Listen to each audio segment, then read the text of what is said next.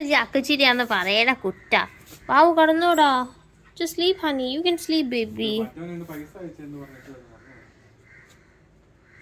Oh my god.